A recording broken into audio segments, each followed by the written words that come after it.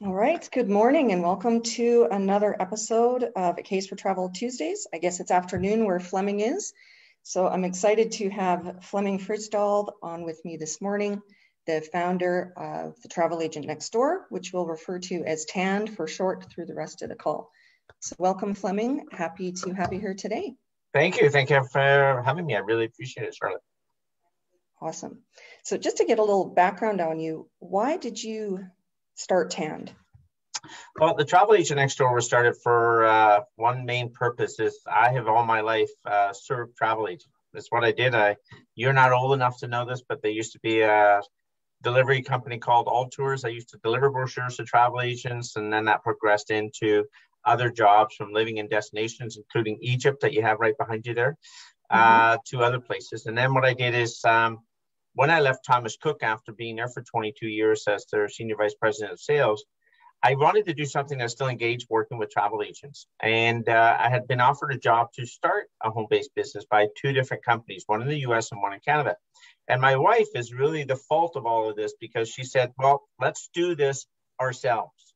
And so long story short, we started the Travel Agent Next Door by ourselves, me and a lady named Penny is a big part of it, and one other lady named Nancy that helped us out. And we moved from those three staff members to Penny's still a big part of the company, to now we're 45 staff that work in two different countries taking care of our travel partners.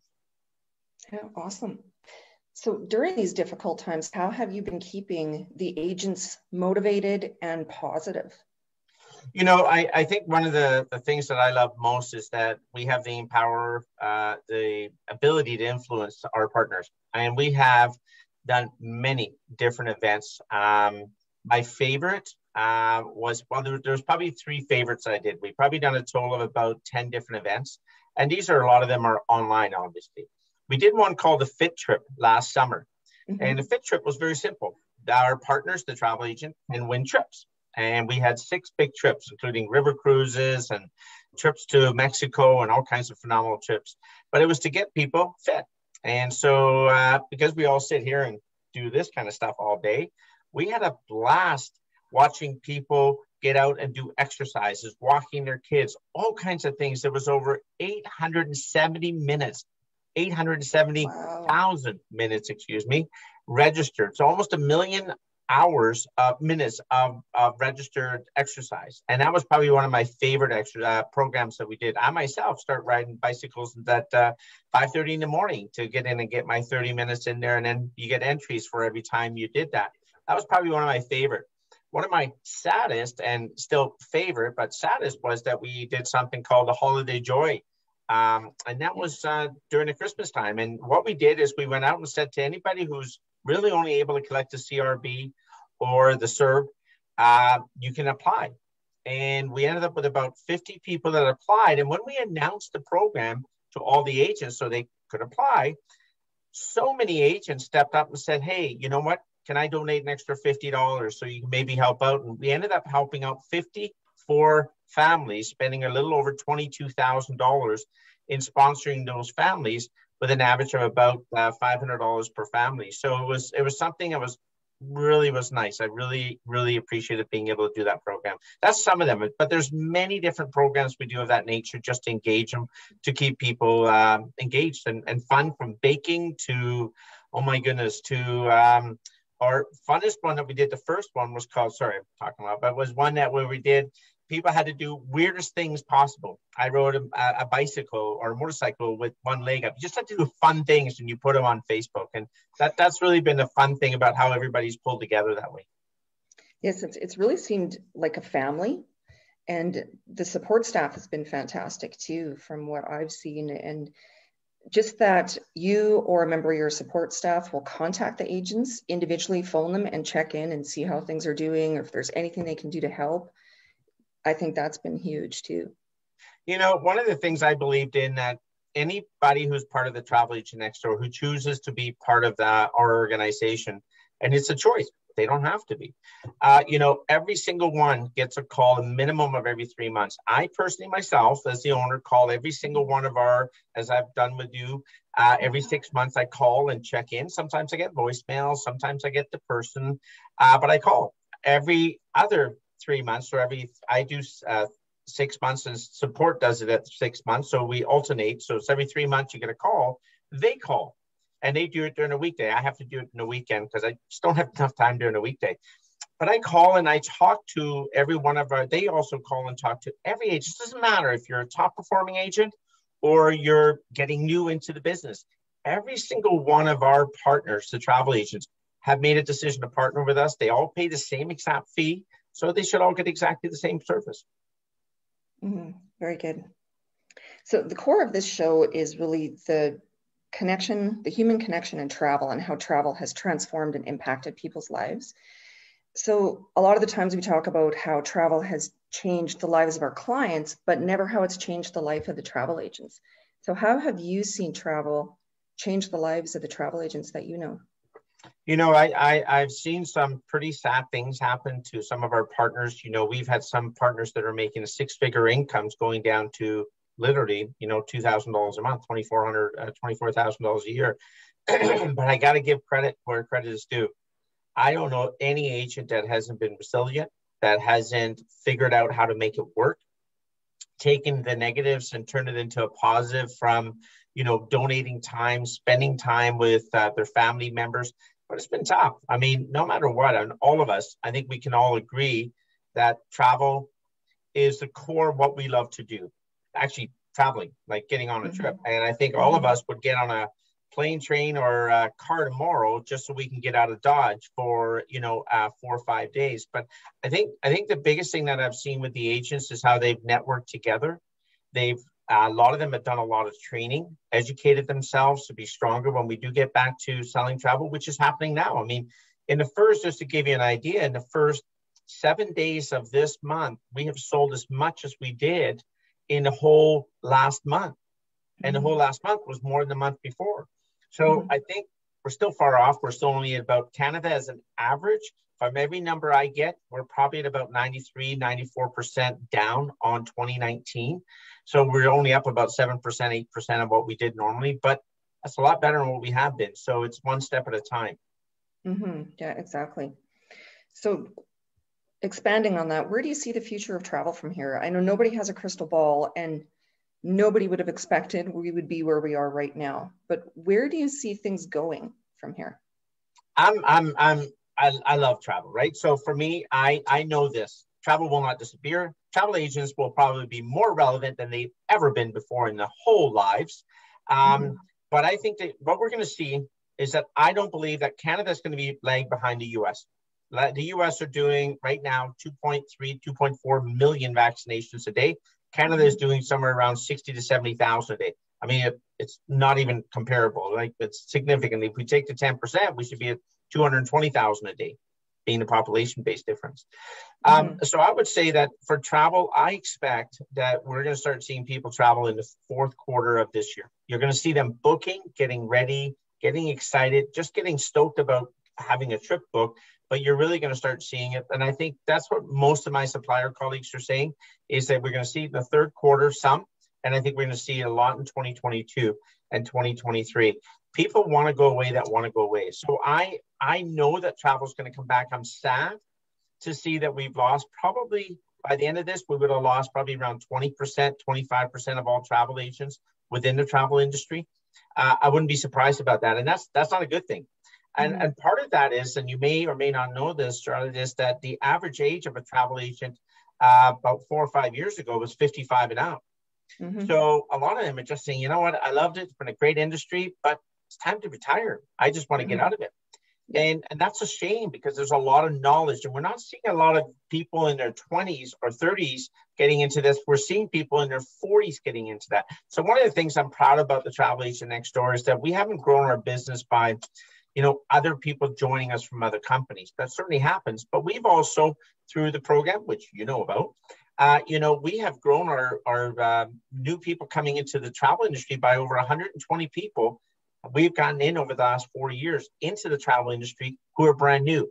And like you, they love to travel, and they wanted to get the proper training and understand how we do things.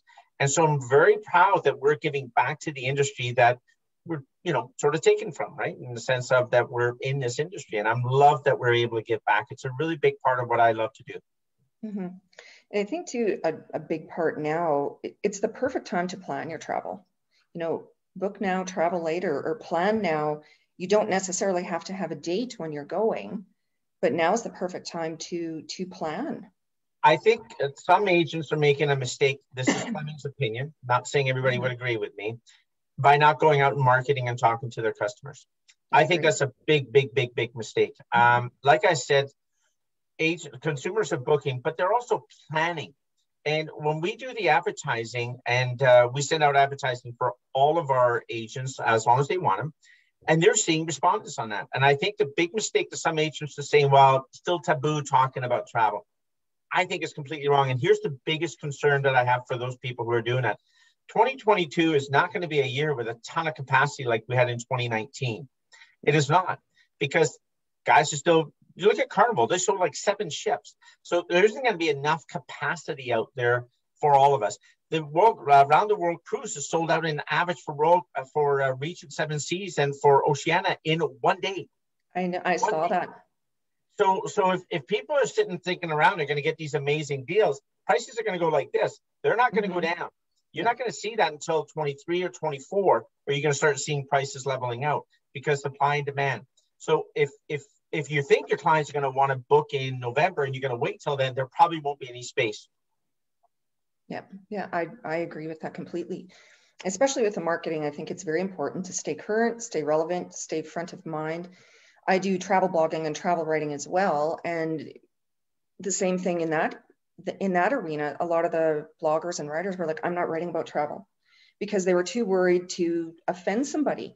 But I think a lot of people also thought this would be short-lived, you know, a month or two. Okay, well then I can get back to doing my blogging. And so they have all this material and they're still not posting because now they don't know when to post. Well, all you've done is hurt yourself and other people who want to read and still see travel photos and dream about those destinations. So it goes in other industries. It's the same way. And I think they've made a big mistake. I've continued to write my blog. I've continued to market travel. I think that's the right You thing to have do. And to. I think here's another Yeah. thing that I would say is that, we often talk about, or there's been a lot of talk about travel shaming, especially in Canada, Mm-hmm. about people saying, and well, I don't want to talk about me going out because people will shame me.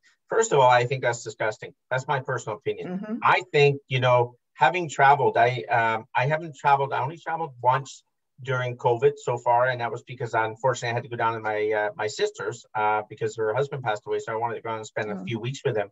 But you look at the U.S. My God, it's the Wild West down there. Oh my God, in Atlanta, I don't think they have a mask program, right? And I'm talking before all the vaccinations started.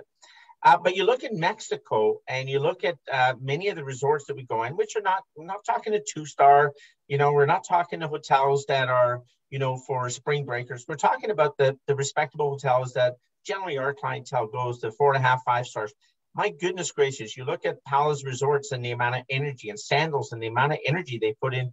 Those places are probably cleaner than any grocery store you can go to here in Mm-hmm. Canada. I mean, the amount of energy they put into this is over the top. And now even being able to get tested right in destination. I mean, Mm-hmm. I got tested 2 times in a matter of 14 days, which is more than I ever gotten tested here in Canada. Mm-hmm. So in my mind, I think traveling is something that's very important for people's mindset. And I think it's something that some people just have to get away. You can't sit in a 4x4 box. We're lucky we live in a house, so we can walk outside. Many people live in a small apartment or in a 2-bedroom apartment that may be literally 900 square feet, and you go stir crazy. So I think Mm-hmm. traveling is a very essential part of it. And I may not agree with the government.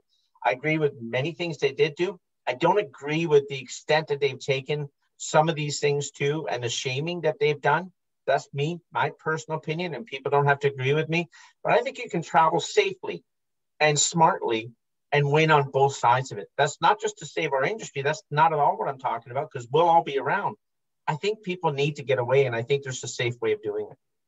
I agree 100%. And even with the airlines, like what they have done to make air travel safe, I've booked my first flight in April. I'll be flying out to Vancouver mid-April to see what the Clean Care Program Plus is like on Air Canada. So I'm excited to do that. I'm just excited to get back on a plane.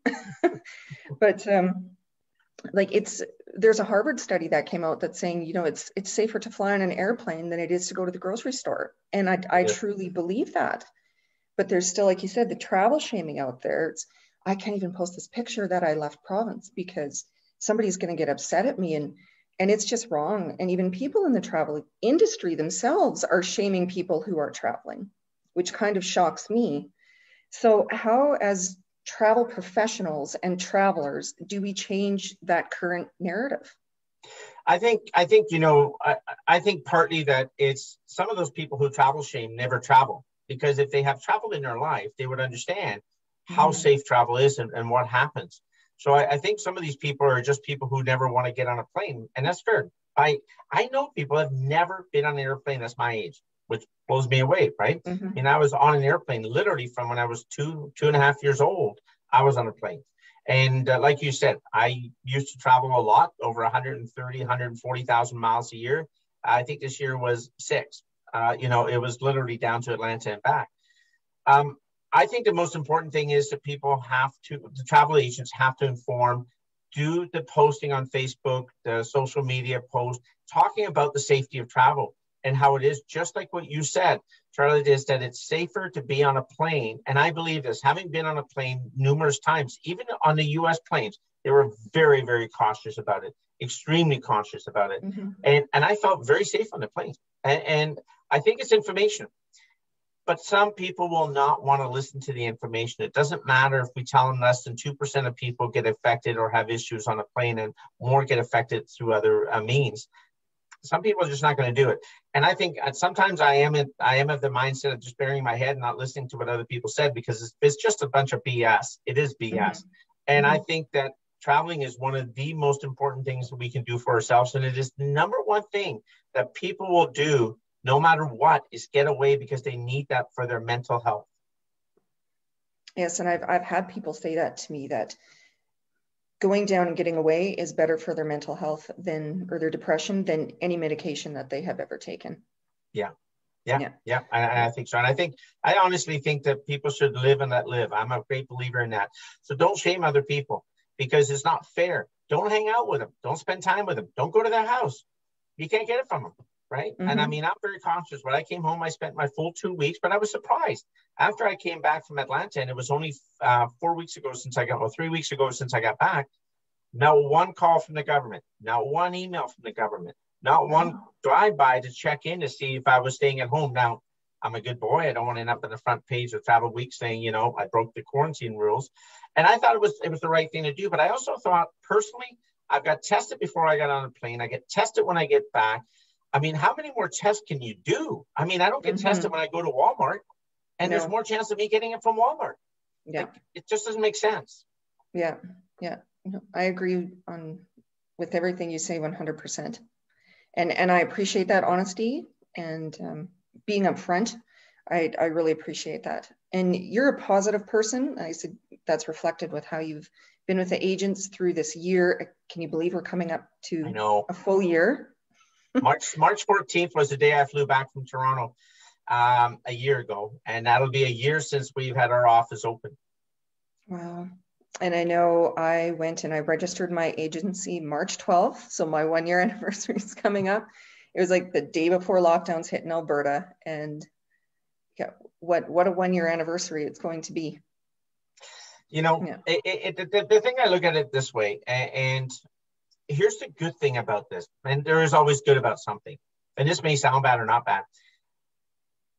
The good thing is that we've seen people who are not really committed to travel disappear. We've seen people who aren't really travel agents, and some provinces are regulated different than other provinces. BC, Ontario, Quebec have a lot more regulations requirement than Saskatchewan, Alberta, the Prairies, Atlantic Canada. So I'm happy to see some of the people who disrespect what we do as a business by not being trained, not knowing what they're doing, not understanding how to take care of. Here's something travel agents do, and I always remind myself about this. We take care of 3 things that are most important to a customer. We take care of their free time. So we only get 2 weeks or 3 weeks vacation. That is, a golden to everybody. We take care of that. If we put them into the wrong hotel, they're going to have a bad experience. We take care of the disposable income. The average trip is going to cost about $3,000 for two people, give or take. That's disposable income. That's money they could have bought to buy a car or food, and they used it for travel. They can't get that money back. Interaction. We put a client in the wrong hotel. You put someone that doesn't want kids to beaches. I'm just dramatically doing that one because, of course, that's all kids. But they're going to have a terrible honeymoon if they wanted to get away for their honeymoon, right? So travel agents do a lot of things that most people don't. We touch on their disposable income, their free time, and their interaction with the family. Not many professionals do that. And I think when some people think they can be travel agents by reading a book and spending 10 hours of training, and now you're a travel agent, disrespects what many people, and you yourself haven't been in it for a year, will know that it'll take you another 10 years. And then at that time, you'll still need to learn another 10%. You'll never know all there is to know because there's just so much to know. And that's okay. But people that just come in and take people's money and say, go and have a good trip, I think it's disrespectful and BS. Oh, I agree. So for those of us that are waiting to travel and those who are listening, what words of encouragement do you have coming into the future? You're going to get on a plane really soon. I promise you. I am. Well, I am. but we are. You know, I know this for a fact. I think overall financially, the government has been pretty good. I commend the ladies like Judith and Nancy and Brenda who've been working hard with their member of parliament. For those people who are on here or travel professionals, make sure you set up those calls with the member of parliament because that's important to keep the financing. We need to keep the financing going for travel professionals for about 6 months after the travel restrictions are lifted. So you have to help with that because your voice matters. And I think the biggest thing you have to do is make your voice heard. And if you don't, you can't point the finger and say, well, they didn't do anything because, well, you didn't do anything. So that's the number one thing I would say is to make sure your voices are heard. But you will travel. I know we will. We're going to hold our conference, little prayers at the first part of November. We're going to have our conference and that'll be one of the first big trips. And we hope we've left enough time. And then, that'll get us going. But people want to get away, and I know people are going to travel. I'm not worried about that. I'm talking to the senior people at Royal Caribbean Celebrity, and you hear about what they're putting into effect from the bracelets to tracking people to making sure everybody's had the vaccine before they come on. It's going to be safe, but it's going to be a lot of fun to get away and get out of here again. I can guarantee you that. And it'll be different. It'll be different to start. Like it's not going to be travel exactly like it was before. And I don't think that's necessarily a bad thing. No, not at all. I think that the big crowds is not something I'm for anyways. Okay. So that's not my cup of tea. The buffets are good for me if they don't have those and they put the food on my plate because I seem to go back 6 times and I only needed the one. So there's some good things on that, but the safety wise is all I care about. And I don't want to get sick. I'm at the age of, I'm 55 and I'm at the age where, could I make it through or not? We have one of our agent partners that unfortunately has been very, very ill. And in fact, they had called in her family to tell her that, she wasn't going to make it. Thank God she's getting better, but she's going to be in the hospital until June or July. And she's been in ICU for over 2 months, 3 months. And I mean, my heart goes out to her family and she's got kids that are in their teens. So, you know what? I don't want to catch it any more than anybody else does, but I also don't want to live this life for the rest of my life either. No, we have to get back to living. I agree with that. Yeah. And I think the key is that we do it smartly. There's so many things we can do smartly. Young people, not always so smart about it. They figure they're invincible, which they kind of are in this thing here, but they kind of get it to us. So it's a matter of making sure you're hanging out with the right crowd. I think that's a big part of it. I mean, I have friends that we hang out with. I have 5 friends that I know from high school. So literally 43 years I've been high school friends with them. We hang out as friends, but we do it, and even with us, we do it individually and not in big groups. We're respectful of trying to make sure that we don't think we're getting it, but you don't know. And that's the whole thing. But soon, that'll be a thing of the past. Not tomorrow, not the day after, but getting in towards the end of this year. And then we're all going away on a trip. All of us, our friends, we're all going away on a trip because we just want to get out of here. Yeah, nice. And I read yesterday as well that May, June, Europe and the UK are planning to reopen as well. So I hope the Canadian government does what they've done in the UK. They came out with a plan, a roadmap of what they expect to see, what thresholds they're going to do, what's going to happen at those thresholds. I think that's something the Canadian government could do and would really help reassure people what's happening. It definitely seems, I'm in British Columbia, and our vaccinations have been said we're all going to get vaccinated with one shot at a minimum by June, early July. Which has moved it up quite a bit, but you still need that second one, and then you still need the 20 days after to make sure that your the vaccinations kicked in. So there is light at the end of the tunnel. Oh yeah, and it's not a train. It's really good. It's not a train. It's not a train. So Flemming, if people want to learn more about you or the travel agent next door, where's the best place for them to go?